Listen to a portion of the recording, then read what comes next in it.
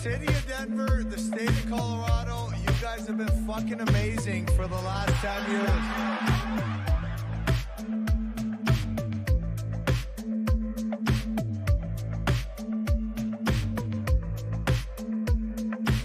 Let me start off with a Twitch feed this morning, and I got to get the whole name right.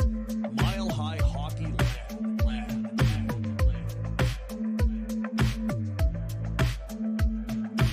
The city of Denver, the state of Colorado, you guys have been fucking amazing for the last 10 years.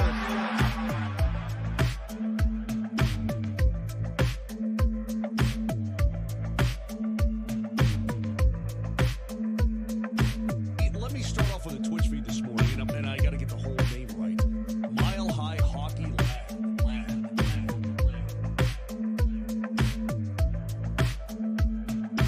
The city of Denver, the state of Colorado, you guys have been fucking amazing for the last 10 years.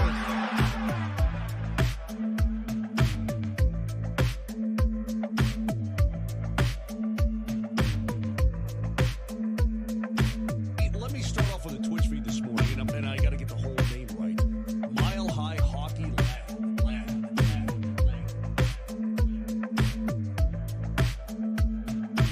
The city of Denver, the state of Colorado, you guys have been fucking amazing for the last 10 years.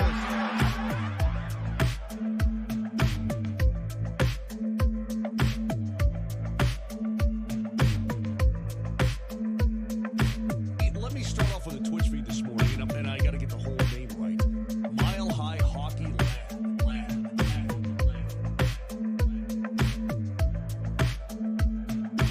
The city of Denver, the state of Colorado, you guys have been fucking amazing for the last 10 years.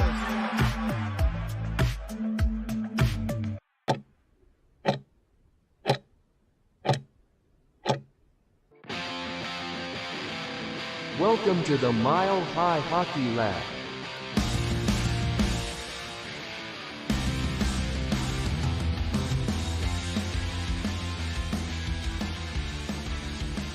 Hello and welcome to the Mile High Hockey Lab. My name is Adrian Hernandez. I am here today in a brand new office with Evan, Ezra, and Jackie, and we are here to talk Colorado Avalanche hockey. Thank you folks so very much for joining the broadcast. All I ask is that you folks subscribe, share, and turn your alerts on YouTube so you know that every single time we are live and, of course, on X as well. And please share our Spotify catalog with your fellow Colorado Avalanche fans. We will have this episode fresh off the press tomorrow, probably in the morning or the afternoon sometime on our podcast platforms. But that's okay. We've got, some people here live right now that we can chat with. So let's get into what we will talk about a little bit today. We'll touch on the rookie tournament coming up, camp, which is coming up as well. Some players have arrived at said facilities for camp. We're going to go into what I've dubbed Jackie's Corner, since there's a no longer a corner in hockey, but we got Jackie's Corner, and we're going to talk a little bit about Oscar Olausson in that section, and we are going to talk about our top 9 in the top 25 under 25. Spin that where you will, and then we'll open the floor for all of you folks to join us in conversation. So let's drop the puck and get it started. Evan, looking good with the tournament bracket behind you, my friend. It looks like you've done settled in out there where you're headed. So let's talk about, now that you've settled, you've got your feet firmly planted in the ground. What have you noticed about the hype heading into camp and the rookie tournament? Man, it just feels nice that hockey's back, right? At least a little bit, right? Finally. I do want to, it did unfortunately kind of get started a little bit early with the hockey news, and I might as well just touch on it real quick. The passing of Johnny Gaudreau. Since I don't think we've gone over that in any of our shows. We have not. Very, very just unfortunate, absolutely terrible. You could just use so many words to describe that, right? Yes. So feel for the Gaudreaus, pass it along to all of them, all the Columbus Blue Jackets folks. We're going to see them during opening night in Denver in a month. So that, I assume, will probably be an emotional night for the visiting team, I can imagine. And I hope the Avs do something for Columbus in their, return to Ball Arena, I guess you could say. So unfortunately, the hockey news kicked off a little bit early because of that. But on the Avalanche side of things, anyway, it's just nice that there are at least some organized events finally coming up. We'll finally get to have more of these shows that are happening. We're going to start getting on them more. It's been a long summer without much to talk about. So we'll be back with our weekly episode soon enough. And yeah, I think, okay, so actually answer your question now, because that was really long-winded. That's okay. I think really the only thing that like I'm really looking forward to this weekend is just Cal Ritchie just dominating everybody. I mean, that just seems like a pretty straightforward answer, right? Yeah. I mean, it makes sense that he's, part of that rookie tournament, of course. He was at development camp, still wasn't signed by that point. Now that he is signed, and now he's just, spending more time with the organization, getting some more playing time under his belt, getting more used to the organization and the players and whatnot. And it's going to be good for him, regardless. And I don't even know. Jackie might know the answer to this. I don't know the last time we've seen a player who was at development camp and not signed a contract to possibly maybe playing on opening night with the first team. It's a pretty big jump. That is for sure. Yeah, I don't have a good enough memory to answer that question for you, but I imagine it's very rare. So I'm with you. That is exciting stuff. And just to double back to your comments about the Goudreau brothers, our whole program and our whole publication, send our wishes to that family. And I think it's appropriate that you touched on that, given that we didn't in our last episode. And I'm with you. I hope that the Avalanche do something very cool and honorable in honor of the Goudreau family, the whole family, when it comes time for the puck to be dropped at Ball Arena on opening night. I think that will be a special moment for the Avalanche in terms of acknowledging just how tragic what happened was. And I think that, it's a tragic thing that we'll have to kind of think about throughout the season. And I think almost every single team, if not every single team in the league, will probably be playing in honor of the Goudreau family. So that'll be something very, very emotional. I think you're right about that when the time comes. But to get back to kind of what you mentioned about camp and what you mentioned about Cal Ritchie, Jackie, I do want to hear what you have to say about this. Just kind of rolling along with Evan. Can you remember a time similar to this where, maybe you might have been excited about a guy making the jump, but maybe the writing wasn't so much on the wall? Can you think of another person?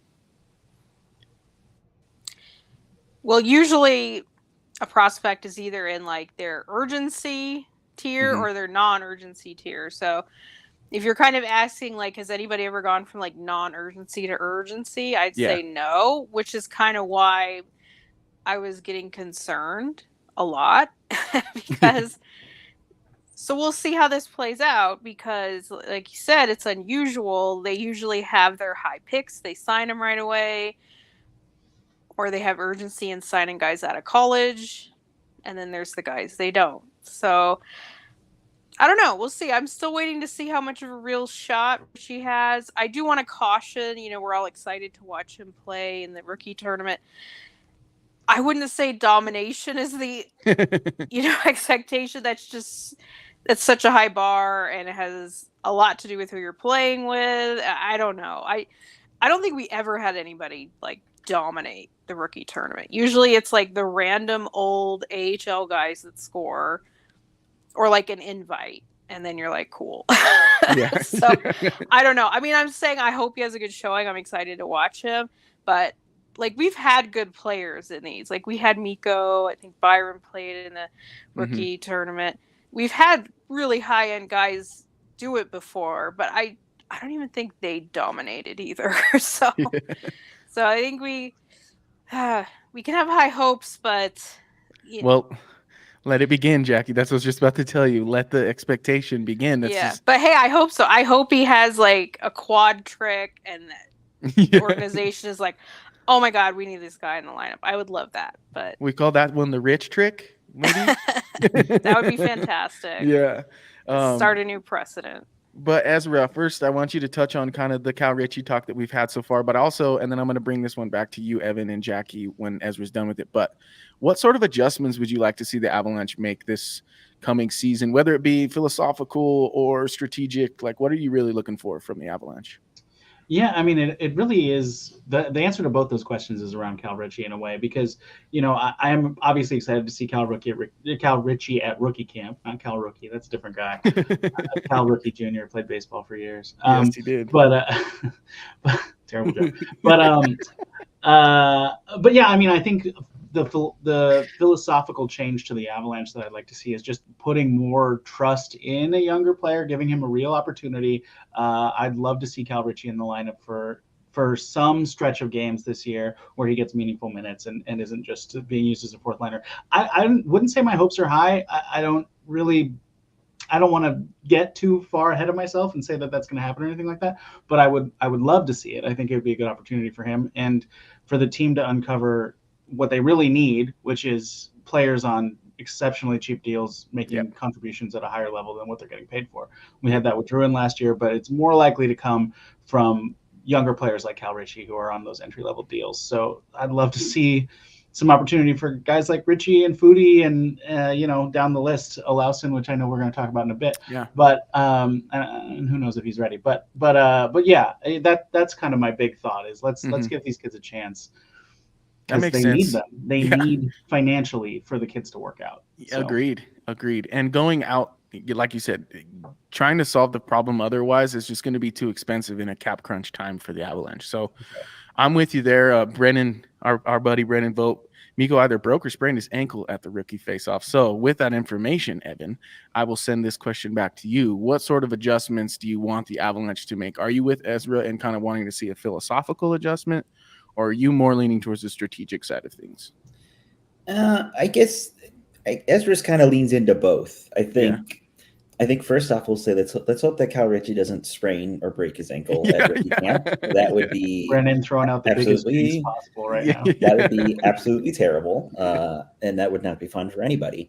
But I mean, I've kind of been on it ever since the Nichushkin suspension was announced in May. Was like this summer and sort of leaning into this fall is going to be a really interesting time for the Avalanche as a business side of things, because you have to recognize at the end of the day, this is a business, right? They're going to be trying to make as much money as they can while saving as little as much as possible, all this sort of stuff, right? Now we're not in the front office, so we don't know much more besides that. But you have the likes of Nichushkin and Landeskog, who will more likely than not be back playing this season. And that is a good bit of the cap that the Avs have used for offseason signings like a Calvin DeHaan or an Oliver Shillington, with these cheap contracts, with players just kind of stepping in, right? How do you work around that, going forward? Because you can't play 9 forwards and 6 defensemen. Like, it's just not going to work, right? You still have questions around 4C. So, I mean, there's lots of different interesting, I guess, routes that you could go down with the Avs and where they go about it, in these first few months before they figure out what goes on actually with Nichushkin, and if Landeskog truly will be back in November, December, or if he's not coming back till February, March, whatever. So yeah, give the young guys a chance. That would be lovely. I would love to see that. Will it happen though? I'm not too sure, because Jared Bednar loves to stick with his guns and the guys that he knows. So I don't know. We'll see. And obviously I don't think too many will make much of an impact at rookie camp outside of maybe Cal Ritchie to really, really threaten. But I mean, that's kind of what we expected anyway. So I don't know. Well, I'm with you on all of that. Like I agree with bringing the young guys up. It leans more into the strategy side for me, because I need the Avalanche power play to be prolific no matter who's on the – obviously you're going to get a downtick if you lose your superstars. I get that. But the Avalanche power play really seemed to struggle specifically because they missed that net front presence. And I think that we can't really sit here, given the way the last 3 years have gone, and rest on our laurels with the fact that there's going to be depth up the middle to provide that sort of strategy on the power play. So for me, this year from the Avalanche, I want to see a strategic approach to the power play that's more conducive to kind of switching out guys and letting the system work for younger dudes to be a part of the power play as well, to experience some of that scoring success and not be so much of a one-trick pony. I think that that's easier said than done, especially given the situation with Nichushkin and Landeskog up the middle. But you still have Cale Makar. You still have Nathan McKinnon. Like, there's got to be ways for that power play to work with pretty much just those pieces and Mikko Rantanen, of course. Like, it should work as is. So that's kind of my take. Jackie, back to you. Are you a philosophical or strategic transition kind of person or adjustment kind of person? Well, I agree with what you all have said. I'm definitely on board with use the young players. This is the time you need to do it. You have a clear need. This team shouldn't have to worry too much about making the playoffs. So you have that kind of room, that buffer to experiment a little. You're going to have holes in your lineup until hopefully you get guys back. Now's the time. If it's now, it's never. Like, it's just never going to happen. Yeah. And I also was going to say the power play. I haven't liked the power play in years. It gets too stale. It works when the guys hit their shot, and it happens. You have a lot of talent there, and they're going to get the puck in the net eventually. But waiting for that eventually, I think they leave points, wins on the table, goals on the table. Why can't they have more creativity? I am concerned we're bringing the same assistants back. I still like Bednar, his system, the way he coaches his philosophies, but we need a little bit of freshness. And that's why it's not to scapegoat the assistants, but what other team out there keeps the same assistants for nearly a decade? You just need some new ideas, a new approach. I worry that this team's going to get stale. Like, we have the great talent. As long as they stay healthy, they're going to always have a chance. But beyond that, I really feel like they're kind of resting on their laurels. I think they're taking it for granted. I just don't think they're really trying anything. They're not trying to innovate. They're not trying to bring any youth into it. They're not coming up with new ideas. And to me, the team feels kind of stale. Mm-hmm. So and that's what I'm hoping we see. That way. I'm with you, and I hope we start to see kind of an ushering in of the next generation of Avalanche superstars to a point, kind of like how we got a little bit of a taste of Nathan McKinnon back in the Patrick Waugh, and obviously that was an outlier season, but it was still kind of the old era with the new era and a playoff berth because this young life had been breathed into the Avalanche franchise and roster. And I think that the same can be true with guys like Cal Ritchie and Malinsky and Oscar Olausson. I think that you can really nurture some growth there and start to see kind of even beyond the horizon as to what the Avalanche could look like even further along down the line. So I'm with you there. But Evan, I'm going to go back to you. And folks, we got about 162 live viewers right now. So thank you folks very much for tuning in. Please hit that like, subscribe, and share button. But Evan, most of, if not all of the guys have arrived now at the camp facilities. Are you surprised that it took so long for everybody to kind of get to town, given that there are quite a few job openings, so to speak, on the table? Yeah, I didn't think about the job opening part of it anyway. I mean, I'm not too surprised. I think that's just kind of how hockey players are. They can kind of go about on their own. They can train wherever so long as they have a sheet of ice. I mean, right? It's just it's then just a matter of getting to Denver and adjusted to the altitude and the thin air, whatever, right? Yeah. And I mean, team organization, skates don't actually truly begin, at least for the main guys outside of the rookies, until I think it's September 20th is when training camp is. So, I mean, that's still 10 days away. So, I mean, I'm not super surprised. I am happy, though, that they're there. So it's great. I think we saw McKinnon for one day until he went off to Vegas for NHL Media Day. I still don't know if we've seen Cale Makar or not. No. But yeah, no, we haven't.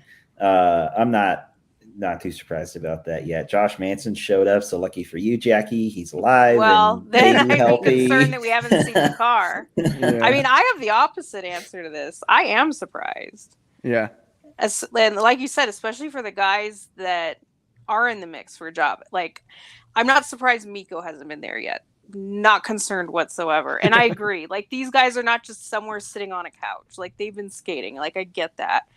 But report day is next Wednesday. It's 1 week. So we are getting pretty late into it. I think usually they have their golf thing next week. Like, this is the only week to really like skate before camp. And yeah, I am surprised that we haven't seen like Chris Wagner. We haven't seen Kibi Ranta. Wagner's been skating with Boston. He's been at their captain's practices and stuff. Huh. Okay, Yeah. I haven't heard that, but he's still not here, right? Yeah, so yeah, why it's is he weird. skating When I saw that, I was like, and not here? EJ's in our camp and Yeah. Wagner's over there. He's on the East Coast and he's going to come to camp in Colorado. My friend, you're going to have a tough third day here in Colorado. I hope Bednar's noticed that Richie and Foodie have been there for weeks and give them a little bit of credit. But yeah, I am a little surprised. And all the AHL guys, I don't think we've seen Megna, Tynan. Not that they're in the mix for the roster. If we're talking about guys that might be able to get an NHL job, that's not them. But I have a feeling that the AHL guys have had different skates, because I'd be very surprised if like McDonald and Rosen and all those guys just haven't showed up yet. Because I would find that a little surprising. But like Kivi Ranta, I know it takes the Europeans a minute to get here, but if you really want a job, like, you need to be here by September 10th. Yeah, exactly. Yeah. So I have felt like the group is smaller than it usually is at this time of year. Like, I agree, it's not mandatory, but do you want to make an impression or not? Do you want a job or not? Yeah, it's a little iffy. And maybe Brennan can confirm. I think Shillington was there one day. I believe he said Shillington was there once. That sounds But about other right. than that, I don't think that he's been seen a whole lot. So, yeah, I do think it's a little weird. Does it mean anything? I don't know. Probably not. They're probably all going to be there. But not seeing Makar. If Makar's not doing the media thing, I am a little concerned that we haven't seen Makar yet. A little. Well, I mean, here's the nice thing, though, is that McKinnon's the league MVP. So I think he was going to be the one anyway. And back to Richie, because, I mean, you make a great point about him. I don't think he's left Denver since he showed up for development camp in July. And like that, I don't know if that makes an impression or not on it them. Should. It should. Brennan says no on Shillington. So. No, okay. I thought he did mention him once. And he said some Eagles have been skating in Loveland, and then we got a nice one from Peterman who said, "Are they really wearing the white helmets?" No, they're not really doing that. I think that was a rookie camp. I don't know, because we haven't. I think that question's still up in the air. McKinnon was wearing a blue helmet today at media day. So hopefully that's a good indicator. Okay. Yeah. Okay. Yeah, I don't think that question's been quite answered yet, but yeah, we'll see. I figured that there was some sort of AHL skate. I'd be surprised if none of those guys had showed up yet. But okay, on the Shillington, I thought that he'd mentioned him one day. But if he hadn't, that's interesting that he hasn't showed up either. Like I said, the Europeans tend to take their time. But if you want a job on this team, maybe show up a week before camp. I'm not saying you needed to be here August 15th, but September 10th, maybe. Just a thought. Yeah. I akin Cal Ritchie to like the kid who's like really trying to get his entry level job, and he's just been in the lobby every day, even though he doesn't have a job, for the boss to see him. He should get credit for that. Yeah. Right? Oh, he will. He will. Ezra, are you feeling the same way as Jackie, or are you feeling the same way as Evan? Like, are you not all that surprised, or are you surprised? Well, it's kind of a lame answer to the question, but I'm right in the middle, I think, because the reality is it's not required. So there's no red flags up yet. I don't have any oh no, what's going on with X, Y, or Z player.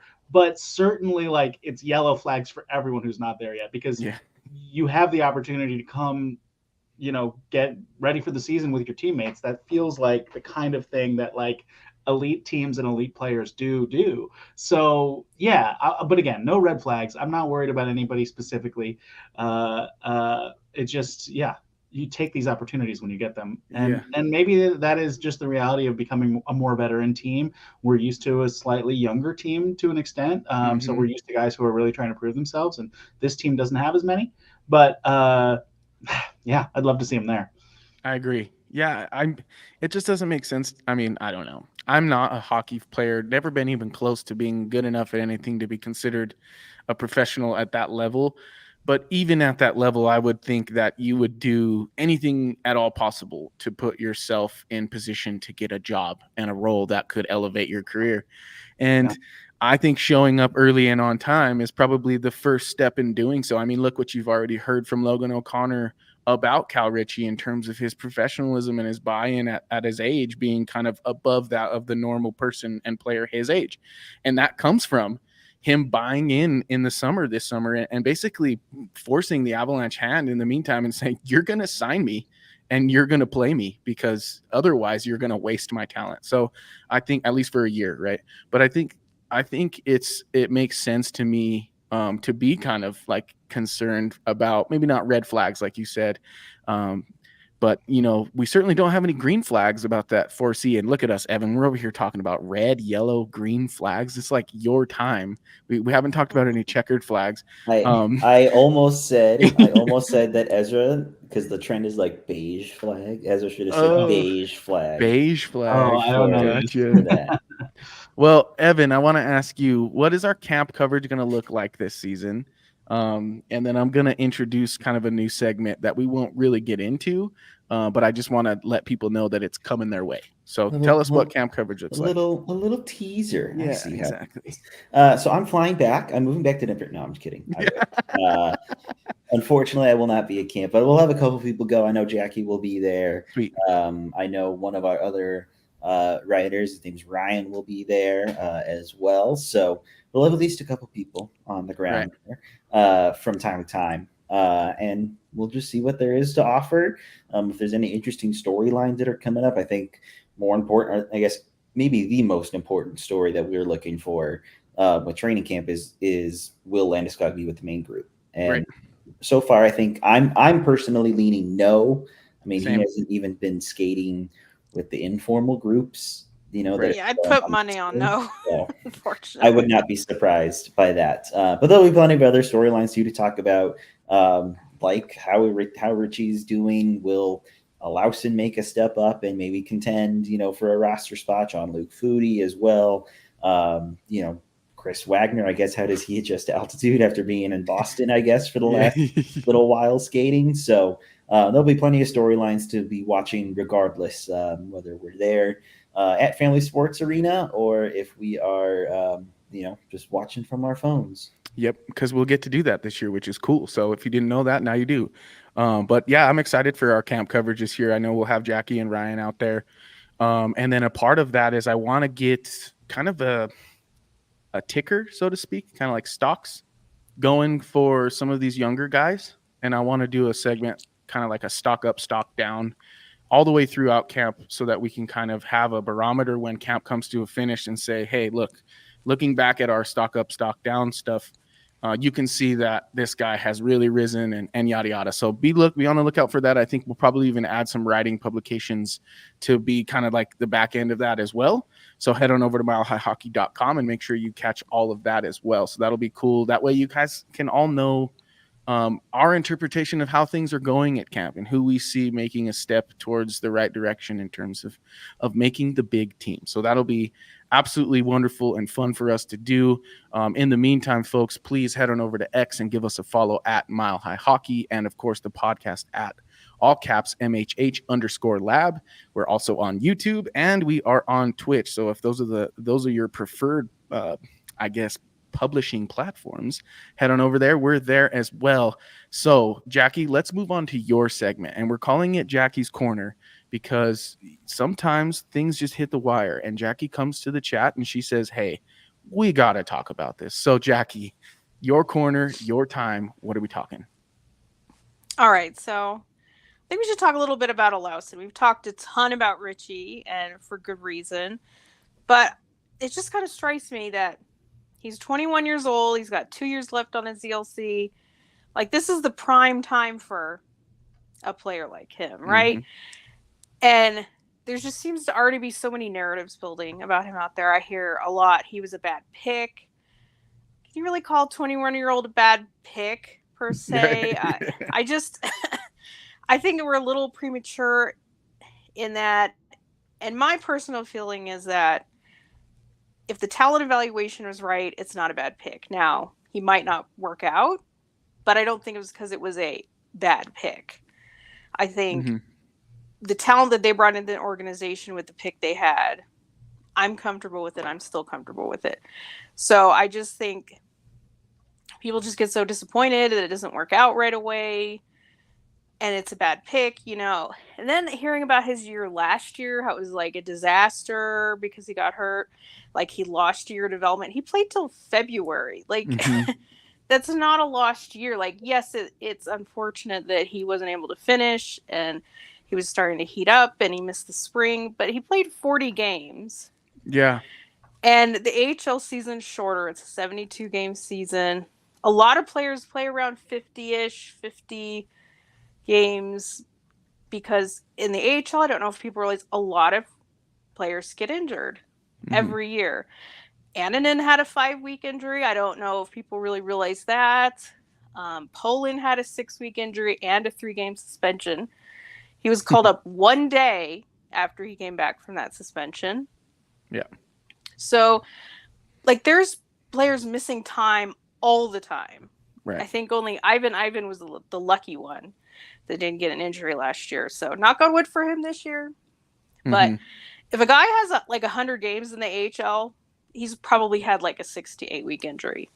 That's just the way the AHL is. It's a little bit more reckless. It's not malicious. It's just guys are out of position. There's more awkward hits, awkward falls, more stuff happens. So it really starts to get to me when the guy starts getting his not good enough excuse is what I call it, and it's an injury thing.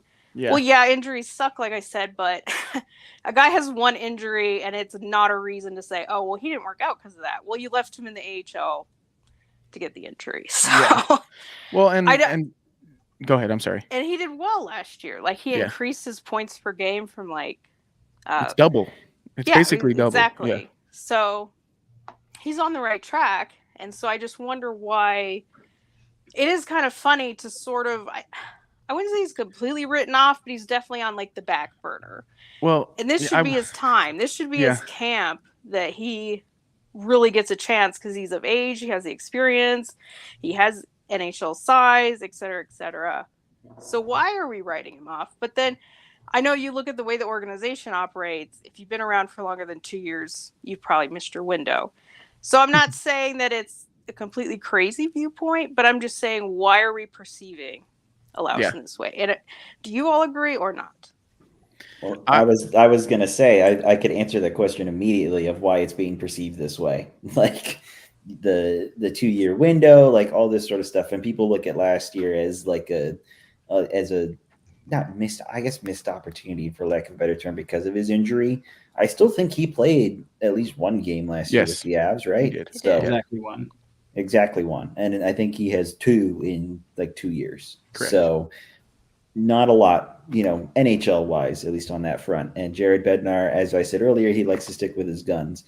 With that being said, I'm with you, Jackie. I would love to see him get a chance because he's in that area where you probably can't take that chance on him. Like, as you say, he has size, he has the scoring ability.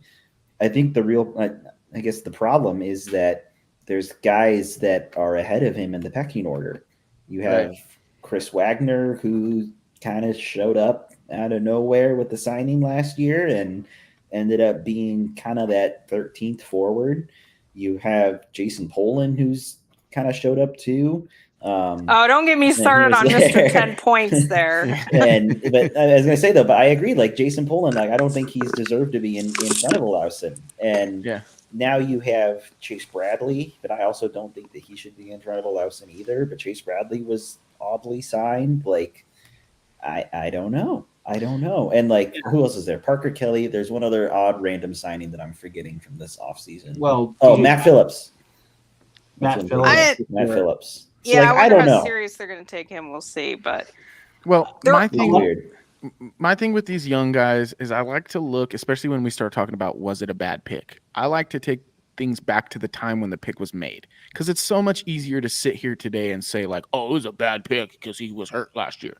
Well, duh. Last year it was I guess you could say that, but he had 20 points in 39 games, which is as many as he had the year before with the Eagles in 63 games. So he got better. It was on the uptick. But if you go back to the time in 2021 and 2022, he had 25 and 22 games in the O for the Barrie Colts. He had 24 and 33 games in the O for the Oshawa Generals. He played for the Eagles in the playoffs, where he had 2 points in 4 playoff games. He then went on to the World Juniors and played for Sweden, where he had 13 points in 8 games. And then he got drafted by the Colorado Avalanche, and that all makes sense, right? And they picked him with the 28th pick in the first round. We're not talking a top 10 first-round pick here. We're talking damn near the second round, and you got Oscar Olausson. Now, getting back to the question at hand as to whether or not he fits in this season, I think he has every right to be looked at in terms of fitting into the roster this season, and he has all the capabilities of earning a role. I think if you look, he got a game last year and a game the year before. I'm thinking he probably gets 6 or 7 this year, given they're probably going to try and figure things out in that bottom 6. But Ezra, what are your thoughts?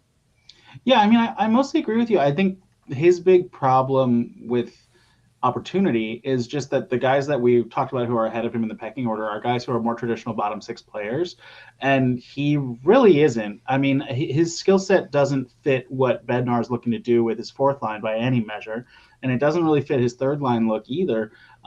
Third line typically is more of a speed and defense and forechecking kind of group, and this fourth line is strictly forechecking and penalty killing. So he's not those guys, and he doesn't really. From what I have seen of him in the AHL, which I'll readily admit is much less than Jackie and not that much, but from what I've seen is he rose up in the lineup and he got more opportunity to play more meaningful minutes, but he still struggled defensively. He didn't really look like a guy who was ready to be positionally sound in the NHL. And that's something that doesn't fly for Bednar. So I understand why he hasn't necessarily gotten as much opportunity, but what I really don't understand is why people are writing him off already. He's a child who has had very limited opportunity because of both what we've just talked about, the injury, and whatever else that goes into being a European player coming. Well, I guess he spent a lot of time in Canada, so that doesn't really apply. But he didn't really know English when he came over. It was a huge adjustment for him. Yeah, and then he got traded in junior, and I don't think that helps either. I know that some people look at that and say, well, he never dominated junior. He didn't score 100 points or whatever. It was like he just came over. He was still learning English. Then he got traded. He was basically a point per game player in the OHL, though. Like, let's hold on there. Yeah, he's the kind of kid who's drafted not because of what he's done, but because of the tools he has. So he's a project, and projects take longer than 2 years. So you can't write this guy off. A late first-round pick that doesn't hit in 2 years is normal. Yes, exactly. Excellent point. Yes, excellent point. Now, but this is the time that you do have to start getting some urgency. He needs more than 5 NHL games. You either need to find his value or move on, pretty much. But he's very much to me a Burakovsky, and Burakovsky was okay in Washington, but he didn't really become like that scoring guy until he came here. And yes, he was older, but the Avs noticed the tool set and gave him opportunity, and they should look at Olausson very much the same way. It's really unfortunate these young guys are looked at, well, you're not a fourth liner. Like, you have too much talent. We don't have use for you, is kind of like what they're saying. Like, we'd rather just have Chris Wagner. You have too much talent. We can't deal with it. So, not you. In that case, you should have put him at 2C. Though, than a talent thing. Sorry, Evan. Well, I know, but that's what it ends up being. Like, they don't care, then they don't care about talent. Like, it's no use to them. But like, you wouldn't hire a brilliant social media manager to run a project. You know, like, if you're looking at it, you know what I mean? Like, the most talented kid who posts the most genius things on social media probably can't be a project manager until they get some experience. You know? Yeah. So I get what you're saying, Jackie, and I do agree with you. They should give him opportunity, but I'm also, from Bednar's perspective, I'm like, I see where you're at, where you're like, I want a guy who does exactly this, and that guy doesn't do that, so he's not getting a lineup spot. Well, they're probably not going to have a second line to start the season. This year, get an opportunity. I agree with you completely.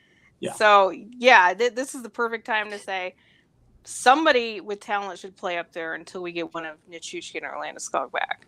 Totally. I know this is like, hopes and rainbows and idealism and all that. Like, if we're talking about what's really going to happen, then yeah, I'm going to say no. None of them have a chance. They're screwed. But But I mean, at the same time, I think you can give him a look, and you might find a team who's willing to take a chance on a guy who was a first-round draft pick, and you might find some value in that. It might not be 1-for-1. You probably won't get your first back, but you won't get nothing back for him, even if he doesn't end up a part of the system. But I'm with you guys. I think you got to find a way to give him at least a shot, especially now as the bottom 6 is pretty much unsettled, and so is the second line center. So it is what it is. Evan, I saw you kind of raising your hand there. Do you got some news for us, or no? I was just going to put out a proposal. Okay. I guess, because we talk about Alausen getting a chance, and like there's all the uncertainties with the bottom 6 and even the middle 6. Really, just make it the bottom 9. There's a lot of certainties around the bottom 9. Yeah. That you could say. So with that being said, would you make Alausen your quote unquote 13th forward, and he plays, I'd say 10 to 15 games this year, but he just stays with most of the time with the Avs and doesn't play much with the Eagles. So he ends up with maybe 30, 35 games between both teams combined this year? Or do you want him still playing more consistently, where that would probably happen in the AHL, and then maybe still get 5 to 10 games in the NHL? Which would you rather have? I'll go first. I'd rather see him play 35 games, because I think this is the year where you let all these young guys, even if you end up in a wild card position, you let all these young guys give it a go and find out what their value is for multiple reasons. 1, see what they might be worth on the market, and 2, get a better and clearer picture of where they're at in terms of their development, and then adjust accordingly. That's my opinion. I mean, if I would give that deal to anyone, it'd probably be Foodie, because I think there's nothing for him left in the AHL. I know he's not a perfect player, but 4 years is enough. So if anybody needs to just be on the roster, see what they can contribute, see if they can find a role, I'd give that to him, because I'm not going to say Alausen has nothing to learn in the AHL. For him, I'd like to see a split. I mean, he's still waiver exempt. He needs like maybe 20, 30 games up. I don't know that he needs to sit around in the NHL. Yeah. I don't think that's fair. That's what I'm really concerned about. So those games that he's not in the NHL, I'm okay that he's in the AHL. He just needs the 20 to 30 games in the NHL. Well, I want to share this screen. Sorry, Jackie. Go ahead. I was just saying, then you could also apply the same offer to Richie, who can't go to the AHL, which I'm going to still contend is a good thing. But he's someone that's like, you could make the argument, maybe he doesn't play all the time, but he's going to get a lot of value in being in the environment, practicing with those guys, being in the meetings, etc. So I'd almost either give that opportunity to a Foodie or a Richie, but just call Alausen up more than once, please. Yeah, I'm with you. Well, that's kind of why I bring up this, which Cap Wages, doing a great job, by the way, Cap Wages, instead of the old, what was the last one called? Cap Friendly. Yeah, Cap Wages is looking good, but here's kind of the GM mode of the Avalanche Cap Wages right now. And if you look at kind of the bottom 6 here, Wood, Colton, Kovalenko, would you consider Kovalenko a shoe-in for the bottom 6 at this point? No, but he's the most likely, probably. Parker Kelly, would you consider? And no, him? We cannot have Poland in there. I will not accept that. So let's do that. Let's do this. Let's send the guys down to the minors that we don't think are a shoe-in. So Poland's not a shoe-in. We'll send him down. I don't think anybody really is. Wagner? Parker Kelly is. Okay. I've seen some commentary out there that like he's not. To me, that's like, no, he's 100%. They gave him a 2-year deal. I don't see any scenario where he's not on the team. Yeah, let's put Wagner just for the meaning of getting him out of this bottom 6 group. We'll put him down there. Yeah, what about TV Ronta? I wish he wasn't, but think he is. I think he is. Yeah, let's put him over here. He still hasn't showed up though, so. Well, let's move. He must know he's okay. Yeah. Yeah, no joke. Let's move. Okay, so basically we've got these 2 positions down in the bottom 6 that could be filled by any of these guys down here. Which we got fourth line center, and fourth line winger. So I think winger wise, Kovalenko's probably on the top of the pecking order, though. I would agree. I Yep. don't know that he's a shoe-in, but let's put he's going to him. be the first guy that gets the chance. Yeah, let's give him that fourth line right wing. I think you're right about that. So that pretty much puts Olausson on deck there, right? And then let's give fourth line center. Who do we think? Should we give it to Jean-Luc? Let's do it for the sake of not doing Cal Ritchie. Well, they haven't played him at center at all in the AHL, Right. so like that sucks that he's probably not going to get a let's center take him job. Yeah, I kind of feel like the fourth line center is Chris Wagner or a PTO that we haven't seen happen yet. I don't know. I guess Ritchie. I think if Ritchie makes the team, I don't think he would be the fourth line. I think maybe he could sort of split it with Colton. I don't think he would be that 5 minute a night penalty kill guy. Like, if they commit to him and he's on the team, he'll probably on paper be the 4C, but he'd be more than that. But if it's not Wagner and it's not Ritchie, then I don't see anybody that they have right now that they're going to give that job to. They don't even have Val on this, so I don't even know. I just realized that too. But with this, I mean, he's on LTIR, so to speak, anyway. So with this current state, with Drouin, McKinnon, Rantanen, Lehkonen, Middlestat, and O'Connor, Wood, Colton, Parker, Kiviranta, Ritchie, and Kovalenko on that fourth line, you got $2.6 million in cap space, just enough for your veteran netminder.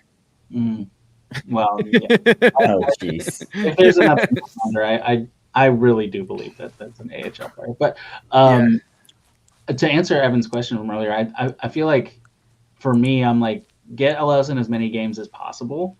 But definitely, I would love to have him be that 13th guy who can slot in during injuries for the first, like 3 months of the season or something. And then after that, you're like, okay, he either sticks or he drops. Get him, 10, 15 NHL games, and then see what happens from there. And I think I'd do the same with Ritchie, but I know that there's a 9-game limit that they're probably going to try to play with. Yeah, probably. That looking at that roster, seeing Logan O'Connor just as penciled in as the second line right now. Oh, right.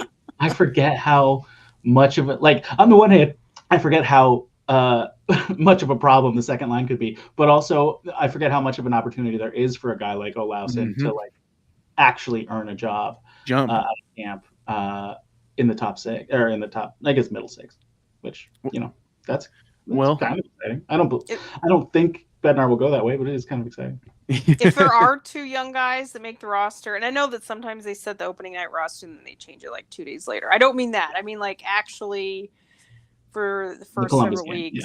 If there's 2 young guys on it, I would be thrilled if there's 2. And I'm even counting Kovalenko in this as young guy, even though sometimes I'm like, you're not calling 25-year-olds young guys, but in this case, if it's like him and Ritchie or Foodie or Olausson, if it's 2 of the 4, I will be thrilled.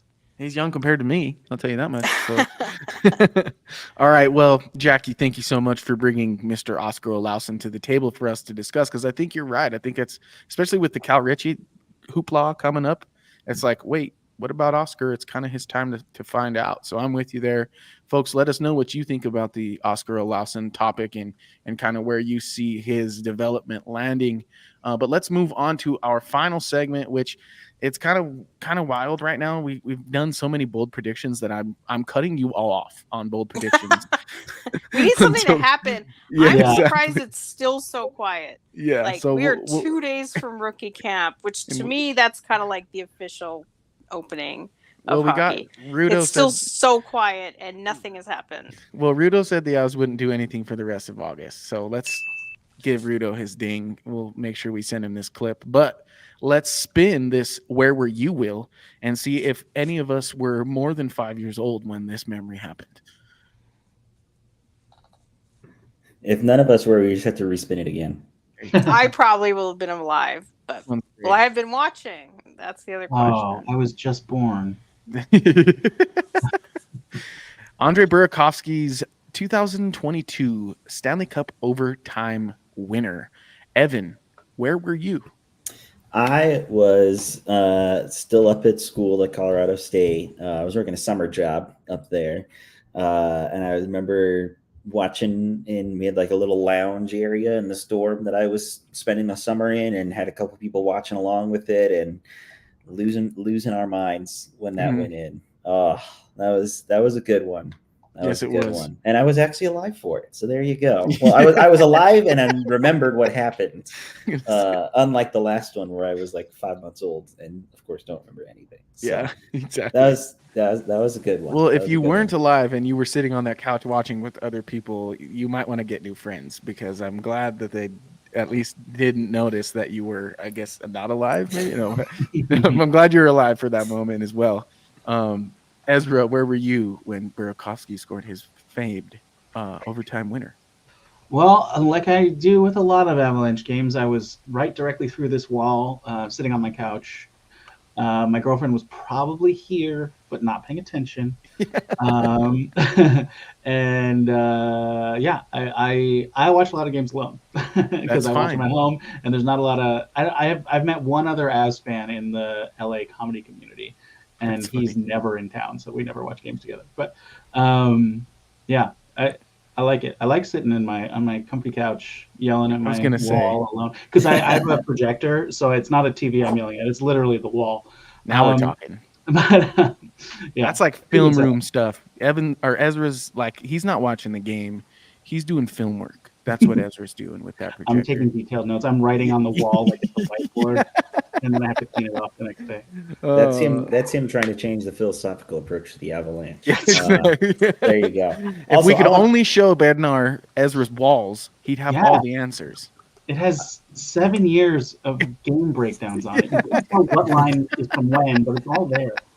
That's great. So great. I want to backtrack to my answer, right? So I want to specifically mention at Colorado State University. Oh, here we go. Because it is showdown week. I just got to say, go Rammies. Sorry to all the Boulder and Buffs fans listening. Just gonna wait till Saturday night. I can't. Good for you. I would have been mad at you if you didn't mention that this week. I would have. I really would. I would have messaged you right after and said, no shout out to the Rammies. What's going on here? But yeah, good for the Buffs and Rammies this week. We'll see a fierce rivalry. But Jackie, we saw a fierce, not so much of a rivalry, but a Stanley Cup final end in overtime with Andrei Burakovsky in 2022. Where were you? Remind me which game this was? Game one. Game one. Well, all the games are probably pretty similar. I also watch them alone. My husband doesn't really care. If I'm really nervous, sometimes maybe I don't watch, like how I'd mentioned the St. Louis game 5. I was not watching. It was too much.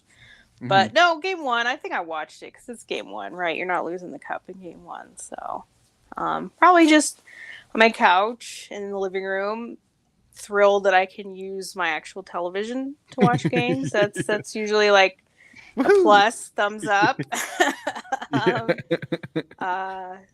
So yeah, that's I guess it wasn't too out of the ordinary. I guess it's pretty much how I watched most of the cup run.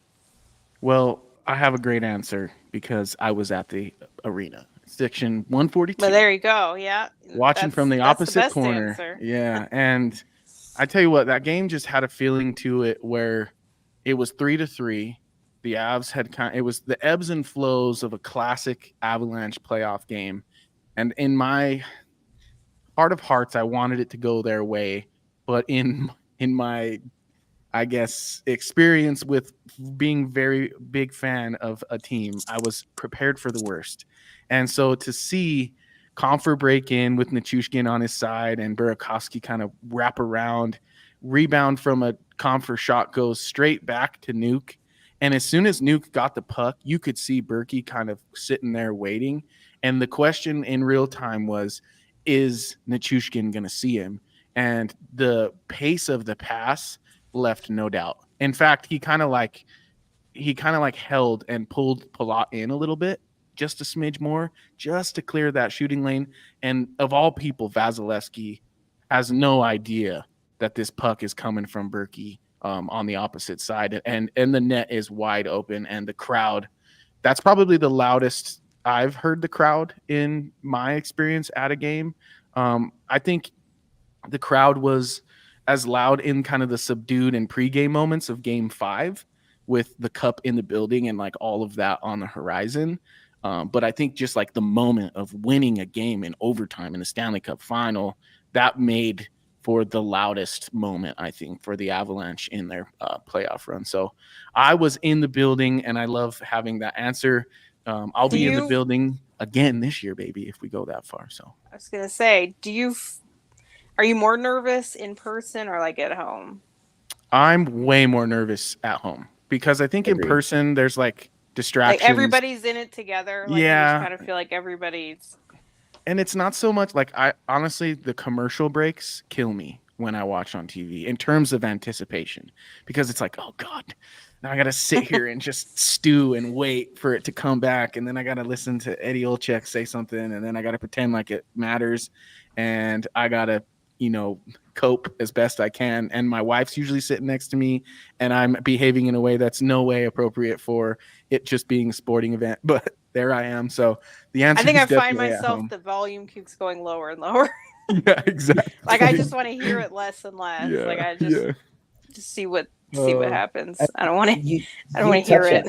You touch on it though, Adrian. I mean, that was just like your classic hockey game. I mean, what a start to that 2022 Stanley Cup final as a whole, really. Because I mean, if you look back at like the last, I don't know, 5, that one's probably the best one. Exactly. The last 5 Stanley Cup finals, that's probably the best one. Like competitive wise, yeah. Yeah, I was going to say, actually, I might take that back for this last year with Florida in Edmonton, but that was I more hated it. I hated ridiculous. That final so much. I hated that final so much. That was more some just like ridiculous, crazy swing of momentum over like this long span, whereas that was probably Jackie's least favorite final because she likes eliminations, not elimination games. Yeah, I mean, I get like a Game 7 in the Stanley Cup final. That's what you dream of. That I'm sure that's what the network dreams of. But it's just it was just way too much to get there. Way too long. Too many breaks. Florida was inevitable, but we just had to drag it on for 2 weeks. I don't know. To me, I didn't enjoy it. Well, before we move on and call it a day here at the Mile High Hockey Lab, I do want to touch on.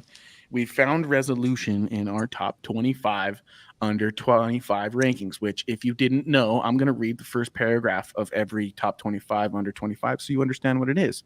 The top 25 under 25 is a Mile High Hockey staff collaboration. We have 6 writers who've ranked players under the age of 25 in the Colorado Avalanche organization as of August 1st, and we will count them down from 25 to number 1. This year's number 1 was, and you guessed it, Callum Ritchie, with number 2 being, Evan Goliath. Yeah, that's right. I was counting on Evan's article, and you know what, Evan, you didn't put the rankings at the end of it. Oh, I didn't. You're right. I'm just teasing. You can go to the recap. Yeah, we're going. Oh yeah, there you go. Goliath. Then we had Anunin at 3. We had Kovalenko at 4. We had Sean Behrens at 5. Ilya Nabokov at 6. Eric Brandstrom at 7, Jean-Luc Foudy at 8, and Oscar, who we talked about a lot, Olausen at number 9. So, last time we talked, we'd only gotten up to Andre Pavel at number 10. We had 9 through 1 to go. Of the top 9, Evan, what surprises you? That I missed an editing error, and that's my job here. But here we are. It's all right. School's getting to me. No, you can blame my accounting class. And no one cares about 24 through 2. We only care about 1 anyway, my guy. I don't really have a ton of surprises there. I'm happy that Ritchie is number 1. It's the first time that we've had a number 1 in this series that's not named Cale Makar in like 5 years. So that's always good. New fresh start there. I am a little bit surprised that Anunin's at 3. Agreed. I guess I can see why he is at 3. But his ceiling might not be as high as like a Nabokov, I guess you could say. Well, so I could see that, but I mean, outside of that, there's not really a ton. I guess I'm not necessarily surprised, but Jackie, maybe you can explain how Gulyayev ends up above Anunin, just based on timing. Like, what are we looking at here? Well, I'd still say that he's the number 2 prospect. I could see an argument if you wanted to make that Nabokov would go higher. I think when you're at the top of the list, I do think like talent and potential does matter a lot. And it's open-ended for anybody can come up with reasons. There's no right or wrong. It depends on what you look at. I do feel like guys that are in the NHL, such as Brandstrom, I would not have put him that high. I didn't even put Annan in the high. I believe mine 3 was Nabokov.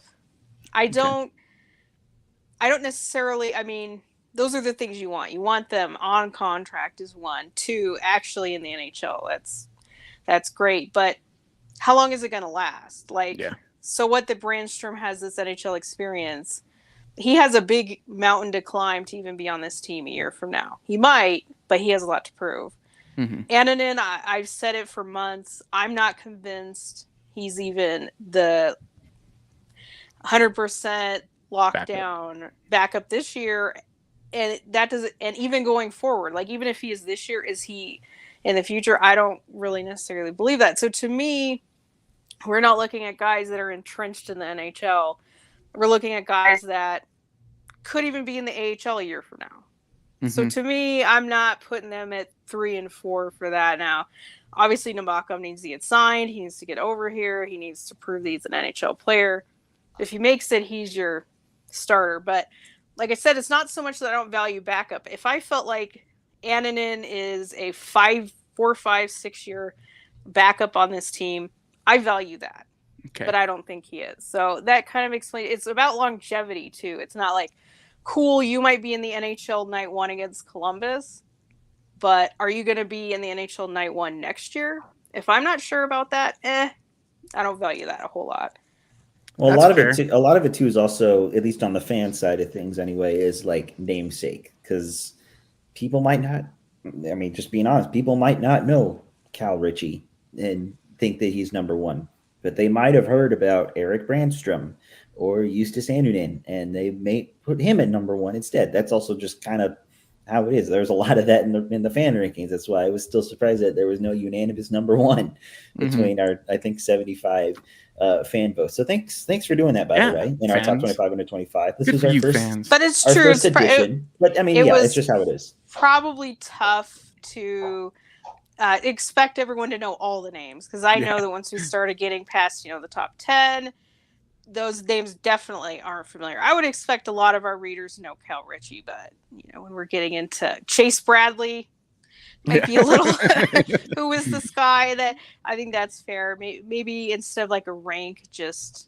I was thinking maybe do a poll at the end of each and say like too high, too low, just right, to kind of have their voice in it, but not necessarily tell them, hey, rank all these 30 people that you probably haven't heard of. Cal Ritchie 1, Cal Ritchie 2, Cal Ritchie 3, Cal Ritchie 4.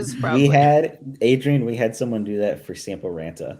I'm not even kidding. Was it Sample Ranta? You think? Maybe, I don't know. Well, to be fair, I think notoriously online. Yeah. Maybe, I don't know. I think another way to look at it is value too. Like if you were going to trade them, who do you expect to bring back the most? Gotcha. That makes sense. Good point. That is sort of like a tie break because it's hard to evaluate. This guy's in the NHL. This guy's just a prospect. This guy's still in college, whatever. But yeah, so of the list, I would expect Ritchie easily to bring back the most in a trade. So that's the way you look at it. Sorry, on that front, I feel like we kind of nailed it where we lined up. Like the only question mark is, would Brandstrom bring back more than like Foudy or Olausson specifically? That probably. One, maybe we got Brandstrom a little too high there. I don't know, but I do think of that's a good point. Your point on Annunen, Jackie. You said you don't know if he's an NHL backup for 4 or 5 years. I'm like, me neither, because I think he's going to be a 1B in 2 years. Ooh. So, not on this team. No, I really do. I think he's going to be here.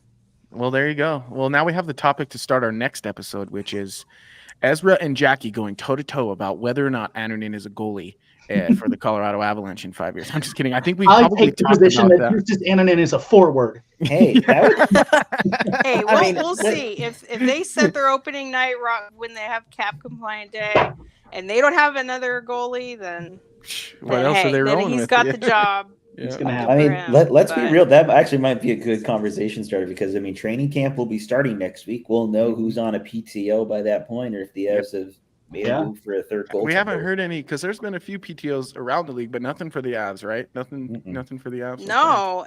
So Surprising. one, I'm surprised no PTOs. Like they even had a lot last year, and they were Yeah. announced fairly early. Like Yeah. I went back. We knew about Peter Holland pretty early. So usually, like the other thing is usually the PTOs, maybe if they haven't been found out yet, they're Gotcha. skating with the team by this point. Like if you're a Mhm. PTO, like what we were talking about earlier, if you're a Yeah. PTO, you're probably skating with the team a week before training camp, right? Like, And we're going, who's this guy in this random black exactly. sweater? Yeah. So yeah, we haven't seen that guy yet. So I am a little interested that there has been no PTOs. I will bring up, I believe, I have not double checked this, but I believe both Evan Rodriguez and Thomas Tatar were signed on September 12th in the last 2 years. So will we have another signing?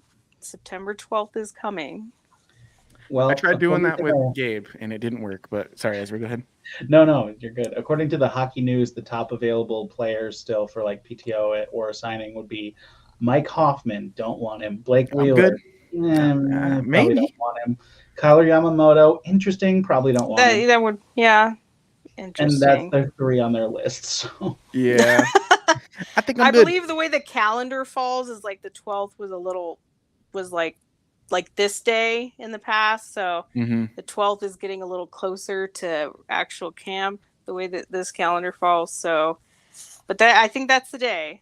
That's the day. Are they going to sign someone? So, but I am surprised. So I guess if there's no PTOs, there's no surprise signings, then they kind of do have to look at these internal options. Maybe, knock on wood, don't pick just Kivi Ranta.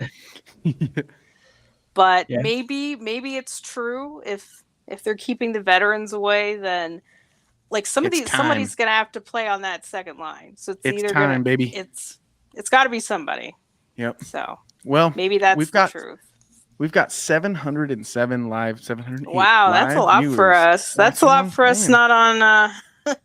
We're doing a wonderful like, job over here. So, folks, thank you so deadline, much for tuning in live. And how of you course, know we're getting back. Yeah, we're getting back into the swing of things. And honestly, I'm going to try, and this is no obligation to the three of you. We'll see how it works. We'll talk about it. But I'm going to do every Tuesday from now on going forward, starting next week. So I'll be back Tuesday. I'm not sure of the three who I'll have next Tuesday, but we'll see.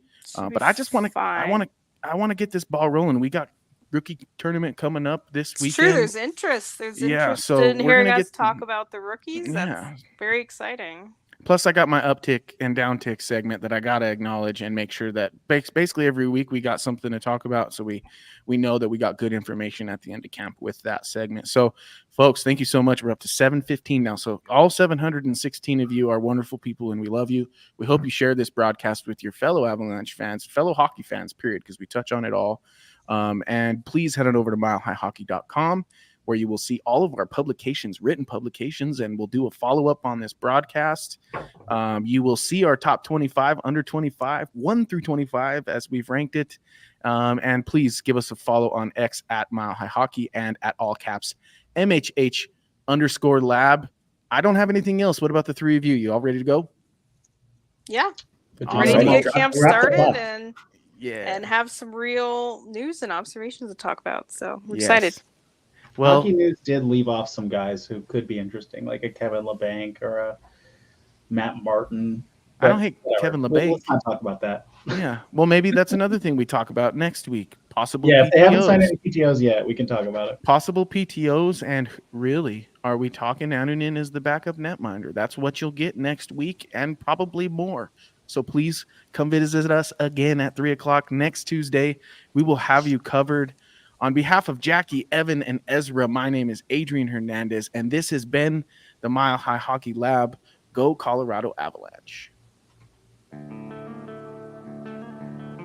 Thank you for tuning into the Mile High Hockey Lab.